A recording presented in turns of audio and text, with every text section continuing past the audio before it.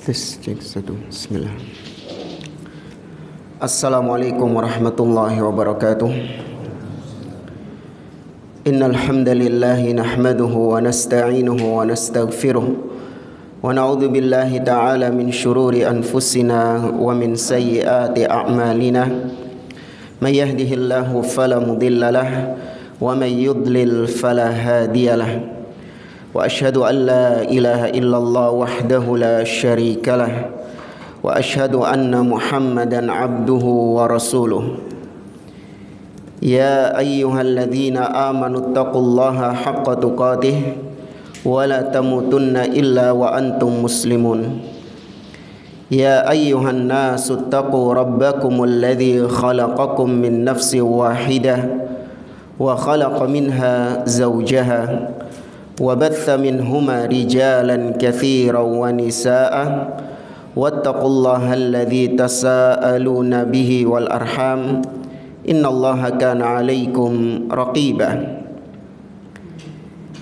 يا أيها الذين آمنوا اتقوا الله وقولوا قولا سديدا يصلح لكم أعمالكم ويغفر لكم ذنوبكم ومن يطع الله ورسوله فقد فاز فوزا عظيما أما بعد فإن أصدق الحديث كتاب الله وخير الهدي هدي محمد صلى الله عليه وسلم وشر الأمور محدثاتها وكل محدثة بدعة وكل بدعة ضلالة وكل ضلالة في النار. Ma'asyiral muslimin, ikhwani fillah, rahimani wa rahimakumullah. Kita melanjutkan kembali pembahasan kitab Al-Usulus Sittah oleh Al-Imam Muhammad bin Abdul Wahhab rahimahullahu ta'ala. Kita masih membahas Al-Aslur Rabi', landasan yang keempat, yaitu bayanu tamyizil alim, bayanu al-ulama wal ilmi wal fiqhi wal fuqaha wa bayanu man tashabbaha bihim wa laysa minhum. Poin yang keempat ini adalah penjelasan tentang apa itu ilmu dan siapakah itu ulama, dan penjelasan tentang orang-orang yang menyerupai ulama, berlagak seperti ulama, padahal mereka bukanlah termasuk bagian dari al-ulama. Nah, di sini kemarin kita sampaikan syarah dari Syekh Ad-Doktor Abdul Aziz Ar-Rayis hafizahullah ta'ala. Di poin yang ketujuh kata beliau, la budda minat tamyizi bainal ulama'i wal ubbadi wal wa'adhi fa inna kathiran minan nas la yumayyizu bainahum. Kata beliau, wajib bagi kita untuk membedakan antara ulama atau ubad, ahli ibadah, atau wa'ad.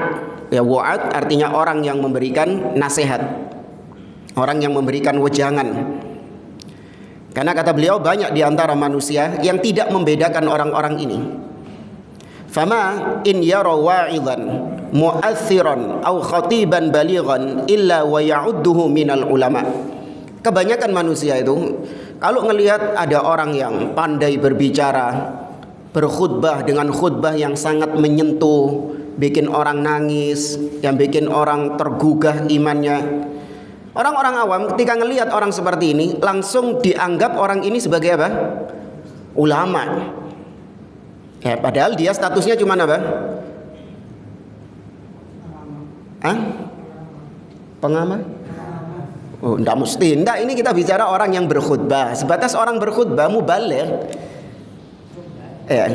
Enggak mesti dia ulama jadi-jadian, tidak. Ini namanya mubaligh, orang yang hanya menyampaikan ilmu yang didapatkan dari ulama. Ya, nanti akan kita jelaskan perbedaan hal-hal tadi. Bal yuqaddimuhu 'alal ulama.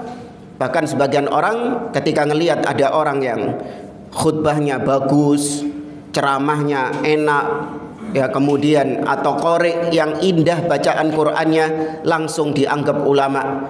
Bahkan ucapannya lebih dipegang daripada ucapan ulama yang sebenarnya. Maka kata beliau, wa hadza ghalat. Ini kekeliruan. La budda an yufarraqa bainal alimi wa bainal wa'idhi wad da'iyah wal ubbad wa ghairihim. Maka wajib membedakan antara orang yang alim, punya ilmu, atau orang yang hanya sebatas memberi wejangan, memberi nasihat, atau dai, orang yang berdakwah, atau ubad, ahli ibadah. Ini belum kita poinkan di sini. Yang kelima, ubad, al-abid, jamak dari al-abid. Kelihatan ya? Tapi kita mulai dulu, kalau urutannya di sini nggak sesuai ya. Kita mulai dari al-alim. Berarti poin yang keempat ini. Oke. Ini apa sih?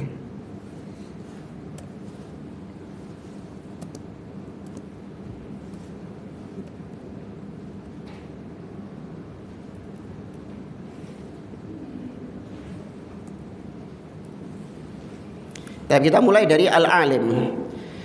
Kata beliau, al-alim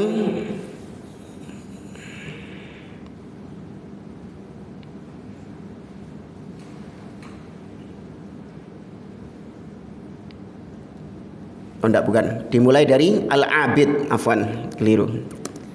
Taib al-abid, kata beliau, huwa rajulun sahibu salatin wa ibadatin talaqqa ilmahu minal ulama fata'abbada bima ma'ahu minal ilm wa akthara ta'abbud fa in ta'abbada ala khilafi ma talaqahu minal ilmi faqad waqa'a fil bid'ah wa halak.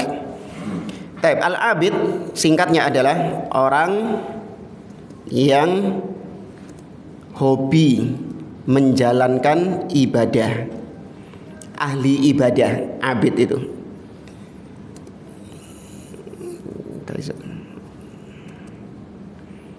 Orang yang hobi menjalankan ibadah, dia beribadah, angel ya. Dia beribadah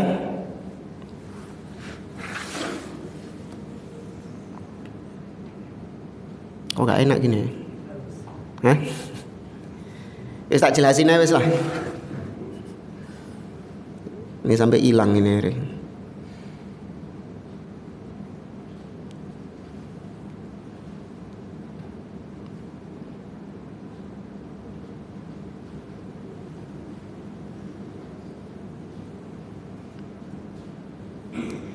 Taib al-abid adalah orang yang hobi beribadah.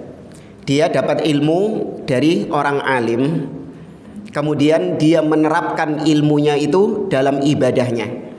Jadi ada seorang hadir di pengajian, kemudian dia mendapatkan ilmu dari orang alim, dari orang yang berilmu. Dia dapat ilmu tentang sholat, tentang puasa Senin Kemis, ya, kemudian tentang ya zikir ini, tentang wirid ini. Maka ketika dia mendapatkan ilmu itu, dia jalankan ilmu itu dengan sebaik-baiknya. Puasanya dijalankan, zikirnya dijalankan, sholatnya dijalankan, akhirnya dia banyak beribadah. Maka orang seperti ini hanya sebatas ahli ibadah. Dia menjalankan ilmu sesuai dengan yang didapatkan dari orang alim itu. Kalau dia ibadahnya memang benar di atas ilmu, sudah jelas kita sampaikan, ilmu yang dimaksud, ilmu itu apa itu? Ilmu syar'i, berdasarkan qala Allah qala Rasul. Kalau dia beribadah dengan itu, maka dia orang yang soleh, orang yang ahli ibadah. Tapi kalau dia beribadah tidak di atas ilmu, meskipun banyak ibadahnya, maka berarti apa yang dijalankan itu apa? Bid'ah di dalam agama. Maka dia hanya sebatas ahli ibadah. Kemudian yang kedua adalah al-qari. Ya, al-qari, orang yang ahli membaca Al-Quran. Dia hafid Quran, ya, bagus suaranya, indah suaranya, merdu. Ya, maka orang seperti ini hanya sebatas seorang yang ahli membaca Al-Quran. Belum tentu juga dia paham dengan apa yang dia baca. Sahih jamaah? Sahih. Belum tentu juga dia paham dengan apa yang dia baca. Benar, bacaannya bagus, tajwidnya mantap, mantul luar biasa. Tapi ya sudah, dia hanya sebatas orang yang ahli membaca Al-Quran, ahli ilmu tajwid. Jangan ditinggikan lagi derajatnya. Gara-gara dia ahli baca Quran, atau tadi gara-gara dia rajin qiyamul lail, rajin puasa Senin Kemis, akhirnya diangkat jadi ulama, dimintai fatwa, ya, kemudian disuruh ngisi pengajian misalnya, ya, atau berlagak seperti lagaknya para ulama. Enggak, tempatkan manusia pada tempatnya. Kalau dia ahli ibadah, ya sudah ahli ibadah. Kalau dia seorang qori, ya sudah seorang qori. Jangan ditinggikan lagi derajatnya. Ya, kalaupun dia mengajar, ya sudah sesuai dengan batasan ilmunya. Dia memiliki ilmu tajwid, maka ya sudah dia cukup mengajar ilmu tajwid. Nggak boleh dia melebihkan dari itu. Kemudian al-wa'id. Al-wa'id ini sebenarnya bisa masuk di poin yang ketiga juga, ad-da'i. Al-wa'id atau ad-da'i atau al-mubaligh bahasa kita adalah seseorang yang hanya menukil ilmu yang disampaikan oleh orang alim, hanya sekedar menukil saja. Ya, seperti apa yang kita lakukan sekarang, itu hanya sebatas menukil ucapannya para ulama. Bukan saya memunculkan dari diri saya pribadi, tidak. Ya, tugas ustadz-ustadz yang ada ini hanya sebatas menukil ucapannya para ulama. Nggak pantas bagi dia untuk mendahului para ulama. Makanya seorang ustadz mubaligh, ya, itu ketika ada peristiwa-peristiwa besar, nggak boleh dia langsung berucap, bersikap tanpa menunggu fatwa dari para ulama terlebih dahulu. Nggak boleh. Seorang mubaligh tahu diri, statusnya dia hanya sebatas menukil ucapan para ulama, ya sudah. Ketika ada kejadian-kejadian atau peristiwa-peristiwa, maka dia wajib untuk menunggu fatwa dari para ulama, baru kemudian dia berucap. Jangan kemudian ulamanya belum ngomong, dia sudah langsung ngomong. Nah, ini ngelama namanya. Ya, kita dapati sebagian orang demikian. Ya, ada peristiwa ini, ada kejadian ini, gimana Ustadz sikap kita? Ya, belum ada fatwa dari para ulama bagaimana sikap yang benar, bagaimana, langsung diputusi sendiri, langsung difatwakan sendiri. Lu kenapa? Suwen ngenteni ulama. Terlalu lama nunggu para ulama. Ini ngelama namanya. Dia nggak sadar statusnya itu hanya sebatas mubaligh, menyampaikan. Namanya mubaligh, balagha yuballighu, artinya menyampaikan saja apa yang didapatkan dari orang alim. Nah, adapun alim inilah, yaitu orang yang memiliki ilmu Al-Quran, As-Sunnah, dia paham hukum-hukum syar'i, dia paham ilmu kaidah-kaidah, dia paham bahasa Arab dan kaidah-kaidahnya dalam bahasa Arab, tahu ilmu tafsir, tahu ilmu hadis, ya, dan seterusnya. Maka itulah yang disebut sebagai alim atau ulama. Padahal kata beliau, semua alim itu juga mubaligh, tapi tidak semua mubaligh itu alim. Ya, kata beliau, qad yakunul alim wa'idhan wa qad yakunul alim abidan wa qad yakunul alim da'iyan. Bahkan seorang alim itu bisa saja dia qari juga. Ya, berapa banyak ulama-ulama yang ternyata juga ahli qiraah.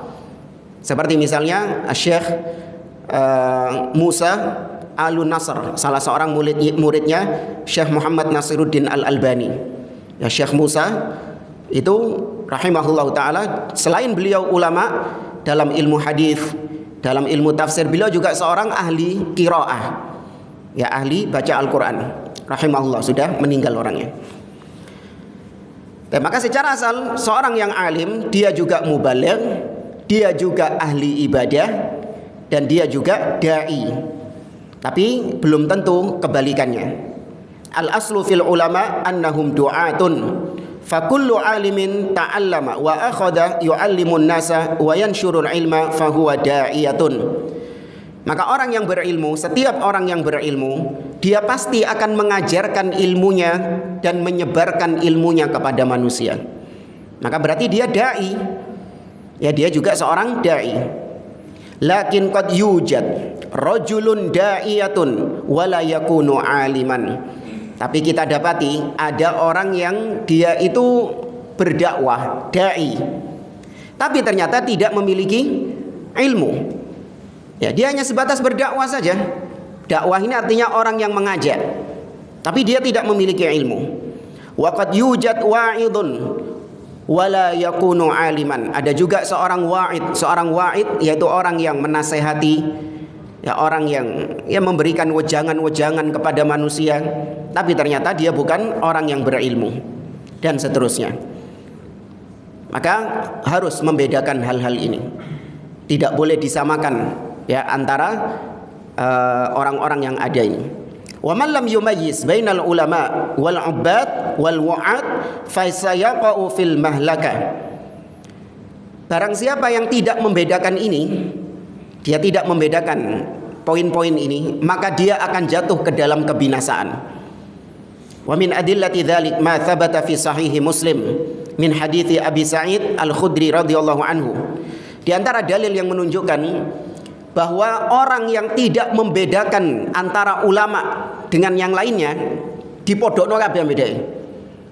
Ahli baca Quran ulama, ahli ibadah ulama, ya, mubaligh ustadz ulama, tidak membedakan dia. Maka barang siapa yang seperti itu, dia akan jatuh dalam kebinasaan. Apa dalilnya? Ini hadis yang diriwayatkan oleh Imam Muslim dari Abu Sa'id Al-Khudri tentang kisah seorang pembunuh dari Bani Israel yang membunuh 99 nyawa. Nah, insyaallah banyak yang sudah dengar kisahnya, cuman gak apa-apa kita ulangi. Kana fi man kana qablakum rajulun qatala tis'atan wa tis'ina nafsan fasa'ala an a'lami ahlil ard. Kata Nabi SAW, dahulu di antara orang-orang sebelum kalian, umat-umat sebelum kalian, ada seseorang yang telah membunuh 99 nyawa. Kemudian dia bertanya tentang orang yang paling berilmu.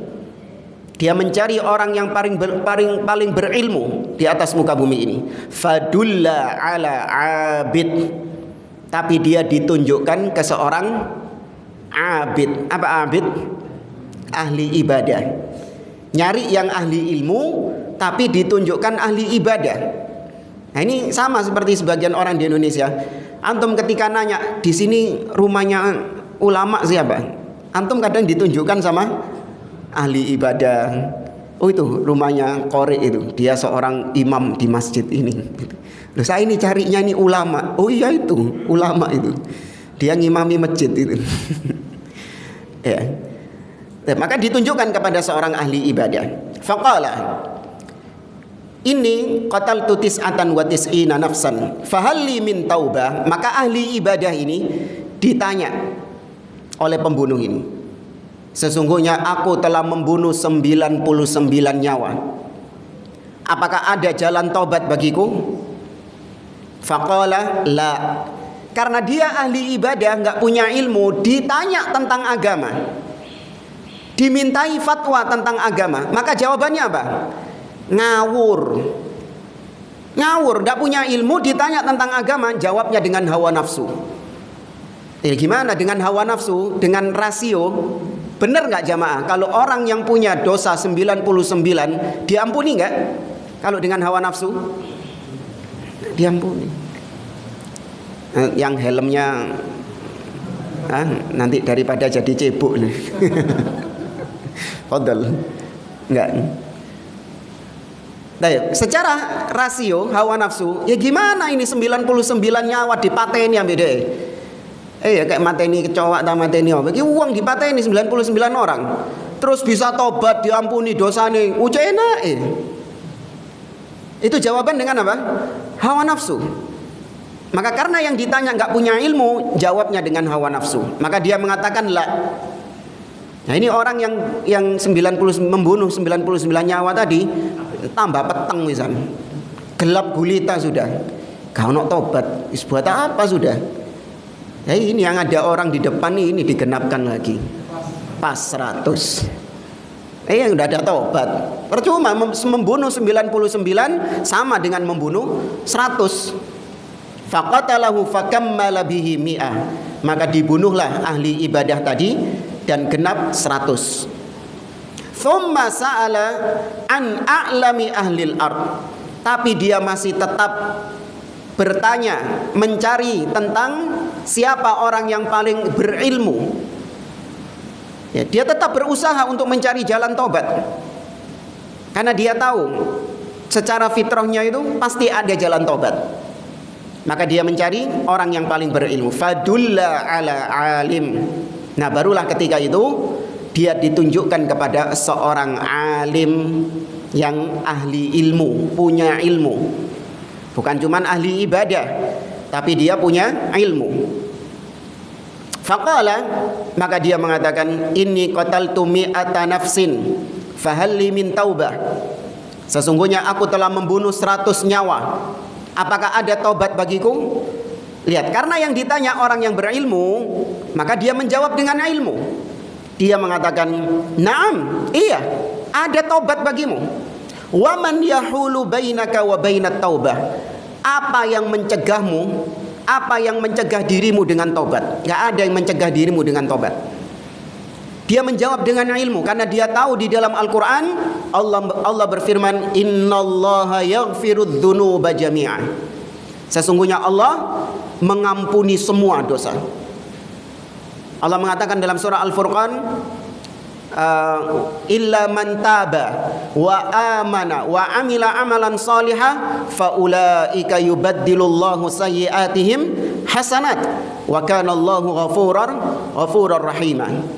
Kecuali yang bertobat, beriman dan beramal soleh, maka Allah ganti keburukan-keburukannya dengan kebaikan. Tahu dalilnya, tahu ayatnya, tahu hadisnya, maka dijawab dengan ilmu. Ya, maka kemudian intalik ila ardi kada wa kada fa inna biha unasun ya'budunallaha ta'ala fa'budillaha ma'ahum wa la tarji' ila ardi qaumik fa innaha ardu su'il hadits. Kata beliau, kata orang alim ini, gini saja, pergilah kau ke negeri ini dan ini, pindah. Karena di negeri itu ada orang-orang yang beriman, bertakwa kepada Allah, maka beribadalah engkau kepada Allah bersama mereka. Dan jangan kau kembali ke negerimu, ke kampungmu, karena kampungmu itu diisi dengan orang-orang yang buruk, dan seterusnya, dari kisah yang masyhur. Nah, maka kata beliau, fa fi hadza iltabasa 'alan nas al-alim minal 'abid. Dari kisah tadi, lihat, orang-orang masih kebingungan ini ketika ditanya sama pembunuh ini. Mereka masih nggak bisa membedakan antara ahli ibadah dengan ahli ilmu. Lihat dampaknya, ketika nggak bisa membedakan antara ahli ibadah dengan ahli ilmu, maka yang terjadi pembunuhan. Coba ket awal langsung ditunjukkan kepada ahli ilmu. Kira-kira dibunuh nggak ahli ibadahnya? Enggak. Gak dipatahin ya ahli ibadahnya. Tapi gara-gara orang-orang gak bisa membedakan antara ahli ibadah dengan ahli ilmu, akhirnya ditunjukkan kepada ahli ibadah. Ditanya tentang agama, jawabnya ngawur. Assalamualaikum. Ya, jawabnya ngawur. Baik, jamaah rahimani wa rahimakumullah. Kata beliau, lidzalika lamma sa'ala an a'lami ahli al-ard dalluhu ala 'abid fakanatin natija an takallama al-'abid fi dinillahi khata'an wa an qatalahu hadzal rajul lakin lamma dhahaba ila al-'alim takallama fi dinillahi bihaqqin wa kana sababan li hidayati hadzal rajul. Gara-gara orang-orang yang ditanya tadi enggak bisa membedakan antara 'abid dengan alim, maka itu menyebabkan pembunuh ini akhirnya berbuat dosa lagi. Ya, pembunuh ini akhirnya mateni orang lagi gara-gara fatwa yang keliru, jawaban yang salah, yang ngawur dari ahli ibadah itu.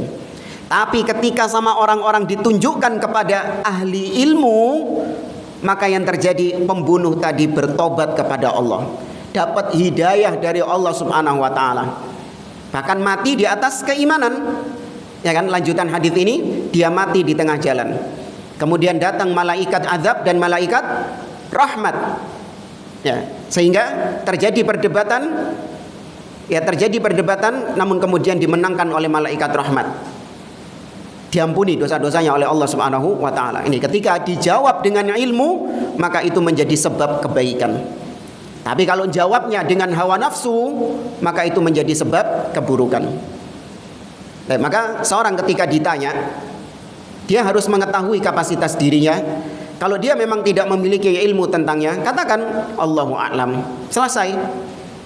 Ya nggak apa-apa, nggak usah malu. Wah, masa nggak tahu? Pertanyaan cuman gampang kayak gini kok masa nggak tahu? Iya nggak tahu, sudah mau apa? Saya milih selamat. Ya nggak apa-apa, resikonya saya mungkin dibilang jahil, dibilang bahlul, dibilang apalah, terserah. Saya cari selamat daripada gara-gara saya mengucapkan jawaban tanpa ilmu, itu bisa menjadi sebab kehancuran saya dan kehancuran engkau. Maka lebih baik saya katakan wallahu a'lam.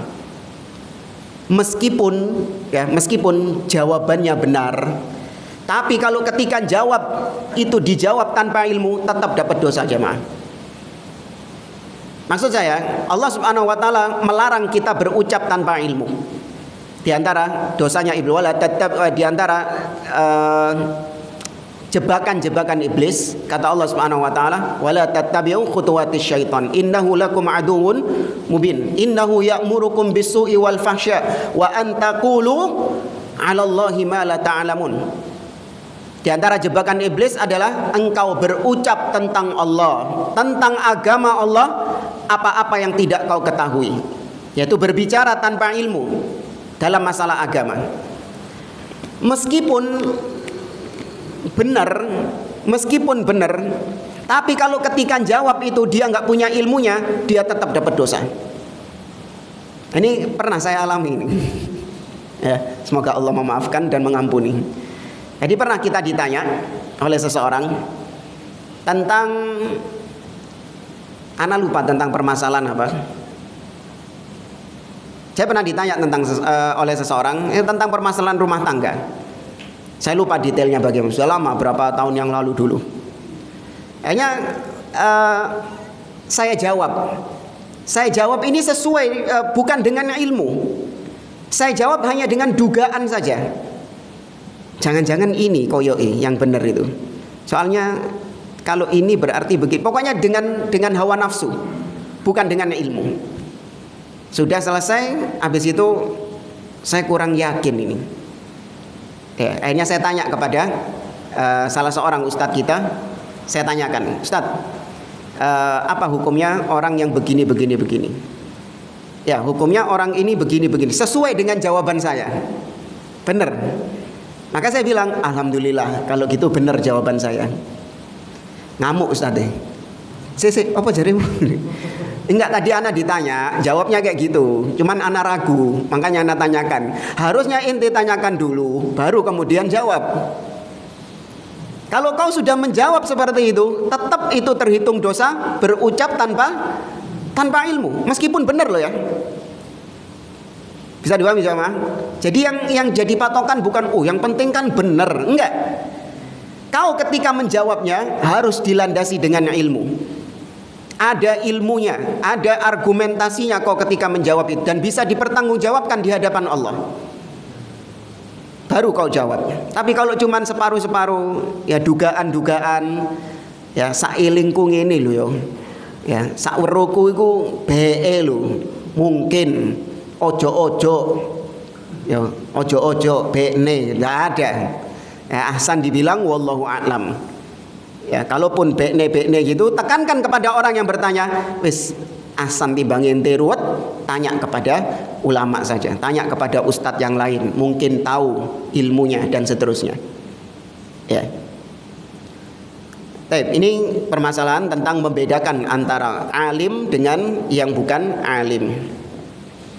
Baik, al-mas'alatu tsaminah, permasalahan yang ke-8, muta'assibatul madzahibil fiqhiyah laisu ulama walau darasul fiqha kullahu. Orang-orang yang fanatik mazhab, maka mereka ini bukanlah ulama. Ya, para fanatik mazhab, mereka ini tidak dikatakan ulama, meskipun mereka menghabiskan umurnya untuk belajar mazhab, belajar fikih mazhab. Falau anna rajulan darasal fiqha kullahu min awwalihi ila akhirih bila dalilin syar'i fala yazalu jahilan wa laysa faqihan. Ada orang belajar fikih, yang dipelajari hanya pendapat-pendapat menurut mazhab fikih tersebut, bukan berdasarkan dalil, tapi berdasarkan pendapat mazhab.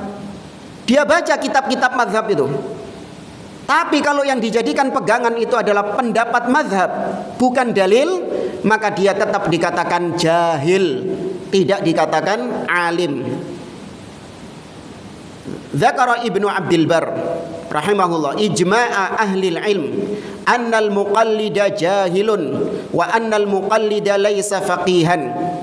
Disebutkan oleh Imam Ibnu Abdul Bar, kesepakatan para ulama bahwa muqallid, orang yang taklid kepada para ulama, dia itu statusnya jahil, bukan alim. Ya, orang yang taklid itu statusnya jahil, bukan alim. Baik, jamaah rahimani wa rahimakumullah. Sebagai tambahan, apa hukumnya bermadhab dalam fikih? Boleh atau enggak boleh? Hah? Kok ragu-ragu antum? Boleh. Seorang bermadhab dalam fikih itu boleh. Makanya dikenal para ulama itu dengan dinisbatkan kepada madhabnya. Al-Imam Ibnu Rajab Al-Hambali, Al-Imam Al-Muzani Asy-Syafi'i, Al-Imam Abu Uthman As-Sabuni Asy-Syafi'i. Ya, dinisbatkan kepada madhabnya. Maka itu hal yang lumrah berjalan di kalangan para ulama. Syekhul Islam Ibnu Taimiyah, madhabnya apa dalam fikih? Hambali awalnya, tapi kemudian beliau punya madhab tersendiri karena beliau seorang mujtahid. Maka nggak ada masalah seorang memilih madhab tertentu. Yang dicela oleh para ulama, yang diwanti-wanti oleh para ulama adalah ta'assub madhab. Itu yang tercela, fanatik terhadap madhab itu. Maksudnya gimana fanatik terhadap madhab? Ketika engkau berpegang dengan satu madhab, kemudian engkau dapati ada salah satu pendapat dalam madhab tersebut menyelisihi dalil, tapi ternyata masih kau pegang pendapat itu, masih kau yakini kebenarannya pendapat tersebut, padahal sudah jelas-jelas bertentangan dengan dalil, maka berarti kau fanatik terhadap mazhab itu. Nggak boleh. Harus ditinggalkan pendapat mazhab itu ketika sudah jelas kebenaran. Ya repot kalau misalnya fanatik mazhab, maka semua pendapat mazhab dihalalkan sama mereka.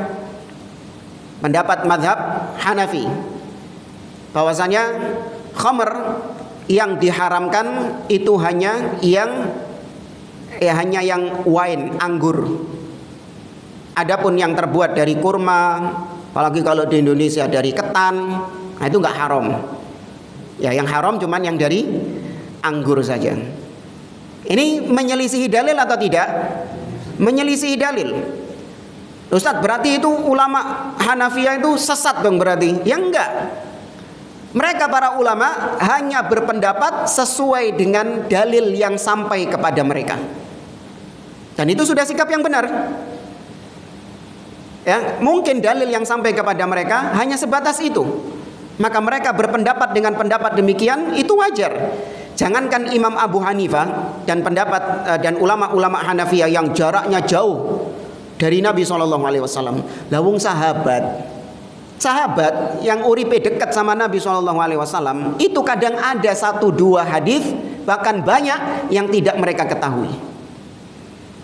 Di antaranya adalah hadis tentang adab dalam tok-tok rumah, mengetuk pintu rumah. Berapa kali? 3 kali. Siapa aktornya dalam hadis ini? Umar ibn Khattab. Ya, Umar ibn Khattab nggak tahu kalau ada hadis ini, ya kan? Ya, padahal Umar, bayangkan seorang Umar, sahabat yang dekat dengan Nabi, yang kata Ali bin Abi Thalib, aku iri kepada Abu Bakar dan Umar itu. Ali bin Abi Thalib iri kepada Abu Bakar dan Umar karena betapa sering Nabi itu sering mengatakan kharajtu dakhaltu ana wa Abu Bakar, aku masuk bersama Abu Bakar dan Umar. Kharajtu wa Abu Bakrin wa Umar. Aku keluar bersama Abu Bakar dan Umar. Shallaitu wa Abu Bakrin wa Umar. Nabi sering mengatakan aku bersama Abu Bakar Umar, aku bersama Abu Bakar Umar. Tapi bersamaan dengan itu Umar Ibn Khattab nggak tahu hadis tentang ketuk-ketuk rumah 3 kali itu. Adab dalam mengetuk rumah 3 kali. Ini Umar yang jaraknya satu zaman dengan Nabi bisa nggak tahu tentang hadis. Apalagi Imam Abu Hanifah, Imam Malik, Imam Syafi'i, Imam Ahmad dan seterusnya. Ya, maka wajar kalau mereka berpendapat dengan pendapat demikian. Imam Malik, luwih kereng maneh. Ya, ini tapi mazhab pendapatnya sudah diralat sama beliau. Beliau ketika ditanya apa hukumnya puasa 6 hari di bulan Syawal, bid'ah. Iya. Imam Malik dahulu berfatwa puasa 6 hari di bulan Syawal bid'ah. Karena memang belum sampai hadis tentang disyariatkannya puasa 6 hari di bulan Syawal. Nah, kita yang sudah tahu, tapi kemudian diralat ya sama beliau. Kita yang sudah tahu hadis-hadis Nabi SAW sudah terkumpul, ya sudah dibukukan, ya sudah selesai pembukuan hadis-hadis tersebut. Maka ketika ada pendapat madhab yang jelas-jelas menyelisihi dalil, jelas-jelas menyelisihi kebenaran, nggak boleh kita tetap berpegang dengan madhab tersebut, dengan pendapat madhab tersebut, bukan dengan madhabnya, tapi dengan pendapat madhab tersebut. Ya, itu yang melatar belakangi Syekh Muhammad Nasiruddin Al-Albani menulis kitab apa? Sifat Salat Nabi. Ya, itu latar belakangnya. Syekh Muhammad Nasiruddin Al-Albani menulis kitab Sifat Salat Nabi karena beliau melihat selama ini kitab-kitab yang menulis tentang tata cara salat itu dibangun di atas madhab. Ya, dibangun di atas madhab, terbelenggu dengan madhab. Maka beliau menulis kitab Sifat Salat Nabi bebas dari segala macam belenggu-belenggu madhab. Tapi sifat salat Nabi sebagaimana namanya hanya berdasarkan hadis, berdasarkan hadis-hadis Nabi SAW, tidak atau keluar dari belenggu-belenggu madhab. Ya, bukan berarti beliau anti madhab, tidak. Ya, bukan berarti beliau anti madhab. Cuman jangan sampai terbelenggu, fanatik terhadap madhab itu.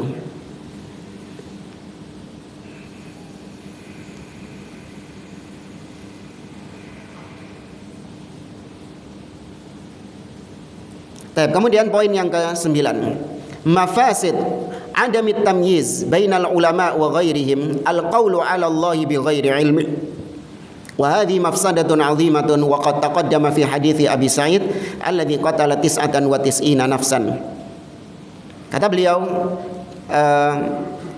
keburukan, kerusakan didapatkan oleh seseorang ketika dia tidak membedakan antara ulama dan yang bukan ulama.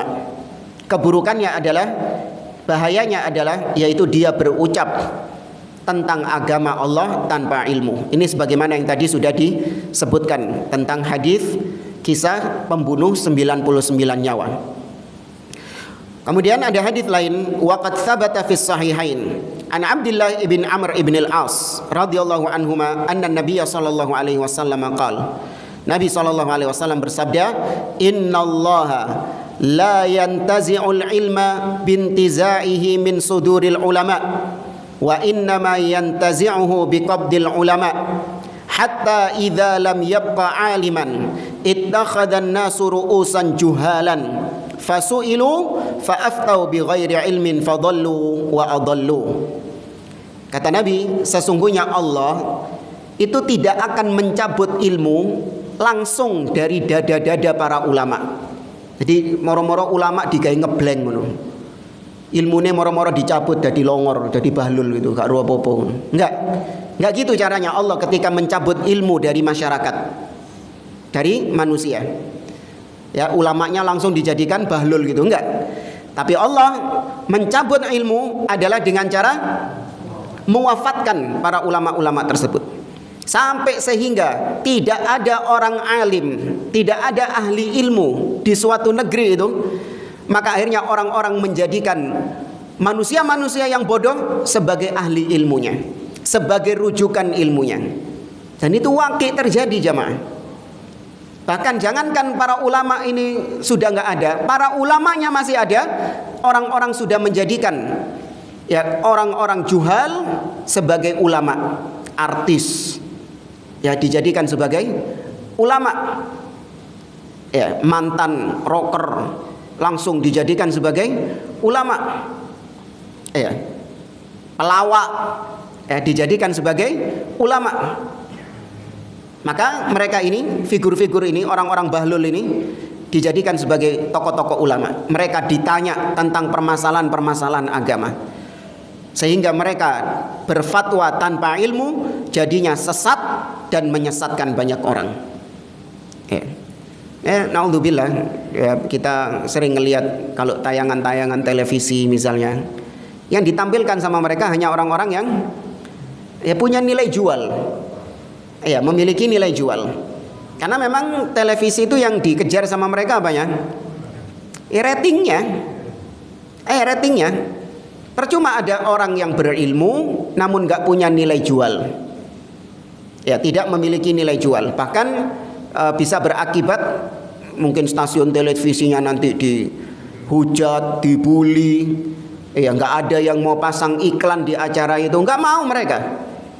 Ya, maka mereka carinya ya dai-dai, ustadz-ustadz yang menghibur, ya, yang fatwanya itu menyenangkan banyak orang, menyejukkan banyak orang, sehingga banyak orang yang suka dan akhirnya ratingnya naik, banyak iklan-iklan yang masuk. Ya, apalagi orang awam itu timbangannya, ustadz itu baru dijadikan sebagai ustadz yang benar kalau sesuai dengan hawa nafsunya. Ini baru cocok gitu ustadz ini. Sesuai dengan hawa nafsu. Ustadz, apa hukumnya musik? Ya pernah lihat di salah satu tayangan cuplikan televisi di YouTube. Ya, Ustadz, apa hukumnya musik? Ya musik selama dipakai untuk kebaikan-kebaikan, ya maka boleh. Itu termasuk sarana dalam berdakwah. Tapi kalau musiknya itu isinya maksiat, ya ada khomernya, baru itu yang haram gitu. Nah, saya lihat komen-komennya, ini baru benar ini. Ini baru ustadz yang menyejukkan, yang menyatukan umat. Berbagai macam kalimat-kalimat pujian. Nggak kayak yang sebelah. Nah itu, ya nggak kayak yang sebelah gitu. Taib, Allahul musta'an. Falidha ya tullabal ilm jaddu wajtahadu fil ilm fa inna an-nasa fi hajatin ilaikum ashadda min hajatihim ilal hawa alladhi yatanaffasunahu wa ila ta'ami wasyarab alladhi ya'kulunahu. Subhanallah. Kata beliau, wahai para penuntut ilmu, bersemangatlah, bersungguh-sungguhlah antum dalam belajar ilmu syar'i. Beliau memotivasi para penuntut ilmu, bersungguh-sungguh dalam menuntut ilmu syar'i, karena orang-orang di luar sana butuh sama ilmu antum. Tanpa mereka sadari, mereka butuh dengan ilmu agama ini melebihi kebutuhan mereka terhadap oksigen yang mereka hirup. Sahih jamaah, kebutuhan terhadap ilmu syar'i itu lebih tinggi daripada kebutuhan manusia akan oksigen yang dia gunakan untuk bernafas. Manusia lebih butuh ilmu syar'i daripada makan dan minum. Ya, daripada makan dan minum. Waqad naqala Ibnul Qayyim 'anil Imam Ahmad annahu qala inna hajatan nasi ilal ilm asyad min hajatihim ila ta'ami wasyarab. Dinukilkan dari Imam Ahmad bin Hanbal, kata beliau, sesungguhnya kebutuhan manusia terhadap ilmu syar'i itu lebih daripada kebutuhan mereka terhadap makan dan minum. Ya, maka beliau mewasiatkan untuk berijtihad, bersungguh-sungguh dalam menuntut ilmu syar'i, karena banyak manusia di luar sana yang membutuhkan hidayah, membutuhkan ilmu.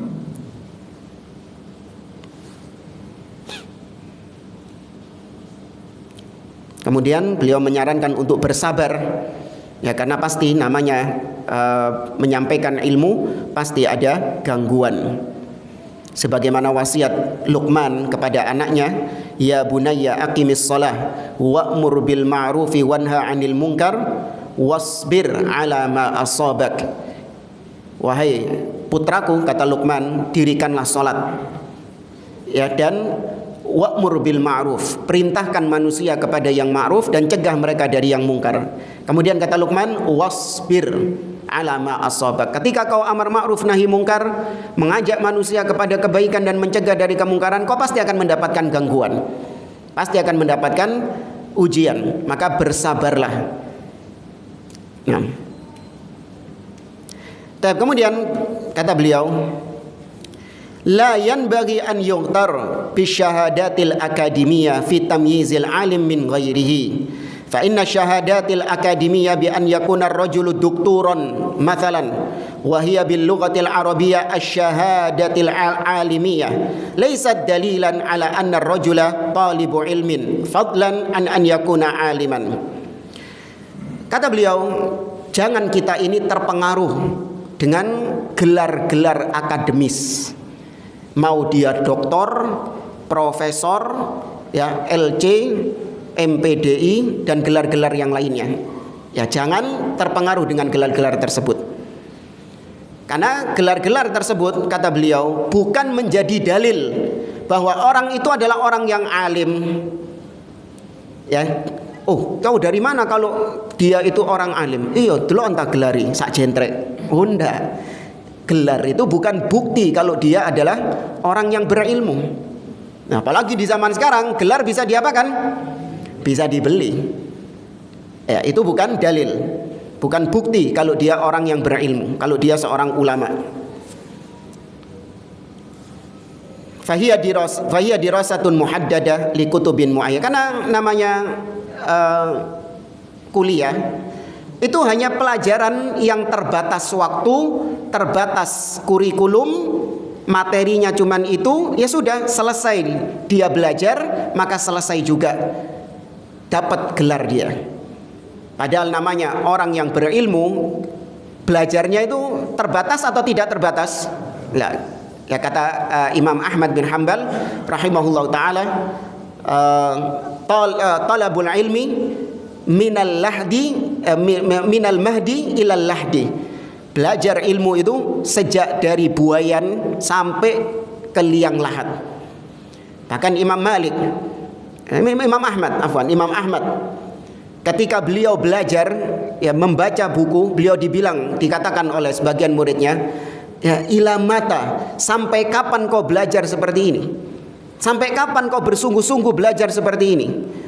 Beliau mengatakan, ila an adha'a qadamai fil jannah, sampai aku meletakkan kakiku di surga. Wis, sudah selesai.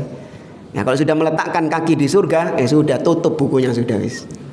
Nggak ada pengajian innalhamdulillah, nggak ada, sudah. Ya. Nah, tapi kalau kaki masih masih di Kampung Baru sini, belajar.